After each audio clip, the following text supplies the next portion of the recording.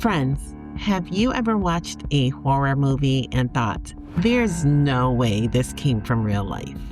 Most people know the movie Jeepers Creepers as a horror film from the early 2000s. You have the creeper, the truck, the isolated roads, and that feeling that something is watching you from just out of sight.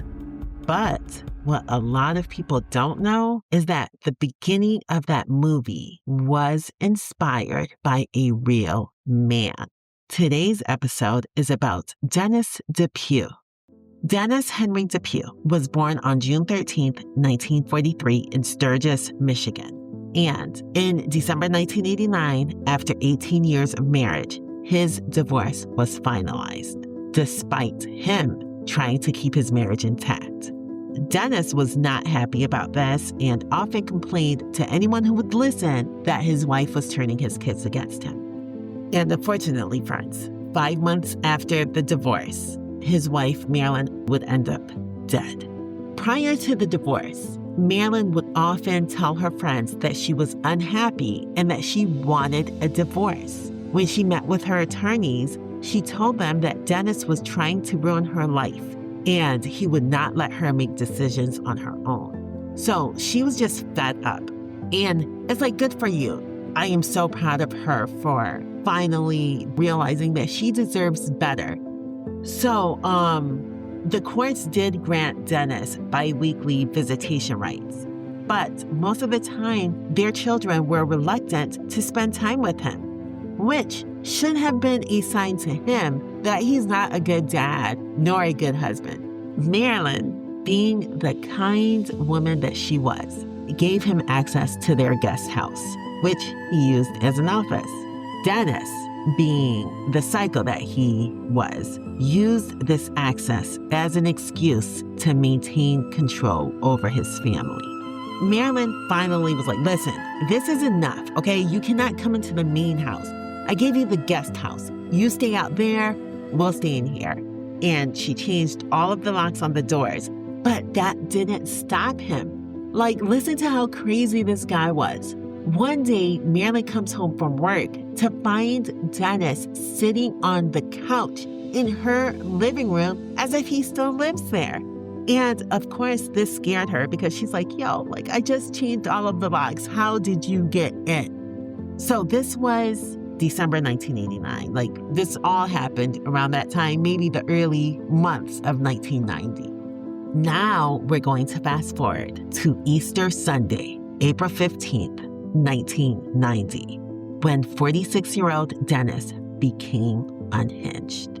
He arrived at his family's home to pick up 2 of their 3 children. However, their youngest daughter, Julie, had already refused to go with him. And when he got there, she was still like, no, Dad, I'm not going with you. Your energy is just worse than normal. Something feels wrong. I'm going to stay home. Something's just telling me not to go. So Dennis is pissed off and he enters the house to get his son, Scott. Scott is like, wait, Julie's not going? I'm not going to go either because I really don't want to hang out with you. So Dennis is really pissed off. He's like, Marilynn, I told you, you're turning the kids against me. And Marilynn tries to talk to Dennis. She tried to calm him down, but this only increased his anger. And he began yelling at her. And then in one moment, everyone's life would change. Dennis grabbed Marilynn and he pushed her down the stairs. She landed hard at the bottom, but it didn't stop there. As she laid there injured, Dennis continued to beat her, ignoring her pain, ignoring the sound of their children crying and yelling and begging him to stop, begging him to leave her alone. Finally, their oldest daughter, Jennifer, couldn't take it anymore. She ran out the door to a neighbor's house to call the police. By the time she returned, Dennis had carried his ex-wife Marilynn back upstairs. She was badly hurt, barely responsive. He told their children he was taking their mother to the hospital. They watched him carry her out. They watched their dad's brown van pull away. They watched, not knowing that this was the last time they would ever see their mom.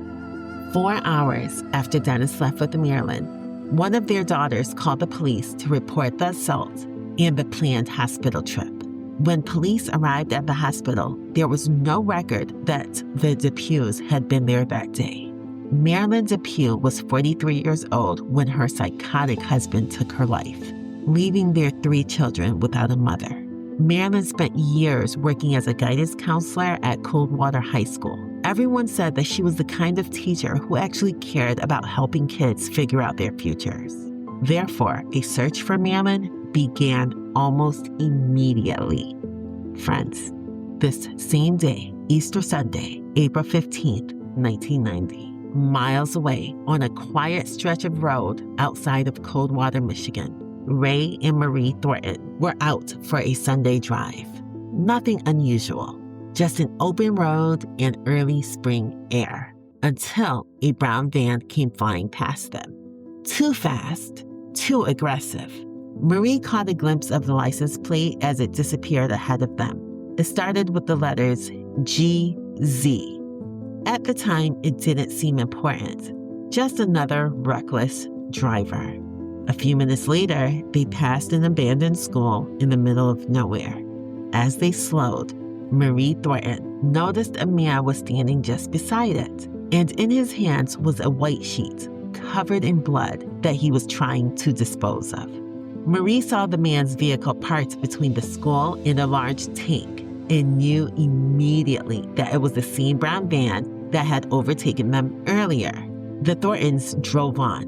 Then, in the rearview mirror, the van appeared again. Now, friends, for those of you who have seen Jeepers Creepers, doesn't this sound just like the scene where the brother and the sister are driving by the old abandoned school and see Creeper getting out, like he's out of his truck and he's like pushing something down like a well or something like that? Doesn't that sound just like this? When I first read about this story, that was the first thing that popped into my mind before I even knew that it was the inspiration to the beginning of the movie Jeepers Creepers. And I was just like, oh my gosh, I cannot believe that that part of the story or that part of the movie wasn't completely fictional.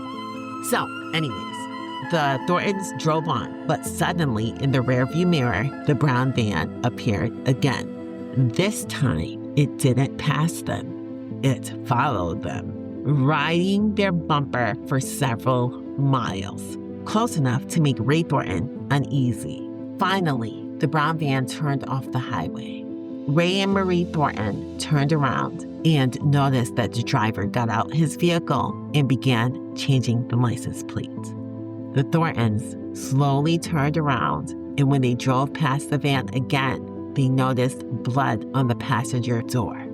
It was at that moment that they were like, let's go back to the abandoned school. And when they went back to the abandoned school, they found the bloody sheet inside of an animal hole, which I guess is like the well-looking thing that was in the movie Jeepers Creepers. They quickly get back in their car and they go to contact the police. This is when they learned that the man that they had seen was Dennis DePue. Tire tracks at the school belonged to Dennis's van, obviously, right? And the blood on the sheet came back as Marilynn's. Based on that evidence, it appeared that he had killed her.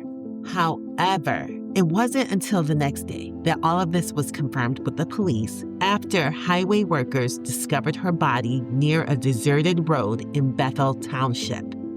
Poor Marilynn DePue was beaten in front of her children. But then Dennis also shot her in the back of the head. A few days later, Dennis went on the run, and over the next several days and weeks, he sent a total of 17 postmarked, bizarre, rambling letters to friends and family from Virginia, Iowa, and Oklahoma, in which he tried to justify Marilynn's death. In one of the letters, he said, Marilynn had many opportunities to treat me fairly during this divorce, and she chose to string it out, trick me, lie to me. And when you lose your wife, children, and home, there's not much left. I was too old to start over. Friends, nearly a year after Marilynn DePue's murder, in March 1991, an episode of Unsolved Mysteries aired about the Dennis DePue crime. And on this night, a woman named Mary arrived at her home in Dallas, Texas, surprised to see her boyfriend's vehicle in her driveway. When she opened her door, her boyfriend, Hank, rushed to her and told her he needed to drive home because his mother was very ill. He asked his girlfriend, Mary, to make him some sandwiches for the road while he packed his belongings.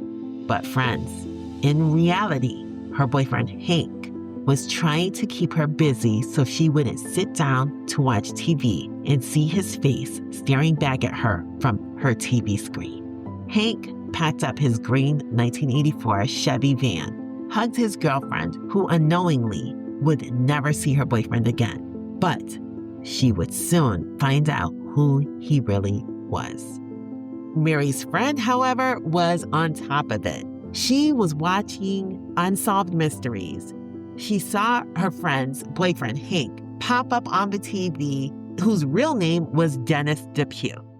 She immediately called the Unsolved Mysteries hotline and told them, "My friend's boyfriend goes by the name of Hank, but this is really Dennis DePue. Here's his license plate number and where she thought that he was going." And friends, just 4 hours later, Dennis DePue was found. Louisiana state troopers were the first to spot the van. They tried to stop him, but Dennis was like, "No, I'm not pulling over," and he embarked on a high-speed chase that lasted for 15 miles. Finally, his van was stopped in Vicksburg, Mississippi around 4 a.m. on March 21st, 1991. Sheriff Paul Barrett told his team to shoot out the Chevy's tires if they couldn't stop Dennis, and they succeeded, hitting both back wheels. Dennis, however, was determined to not get caught and managed to drive on the rims for half a mile before his vehicle finally gave up and stopped. He then decides to have a shootout with the officers before turning the gun on himself and ending his own life. When deputies approached the vehicle, they found Dennis slumped behind the wheel. A gun was still in his hand, and the bullet entered through his mouth and exited through the back of his head. With this, questions remained unanswered. The story was already out of his hands. The road, the van, the abandoned school. Those details would live on, retold, reshaped, and eventually repackaged as fiction. A horror movie opening that millions would watch from the safety of a dark theater or the safety of their homes. But the truth is, this was never just a story. It was Marilynn DePue's life. It was her children's reality. And it was a Sunday drive that went wrong for the people who happened to look twice instead of looking away. This has been another episode of Cold-Blooded Serial. Until next time, stay safe.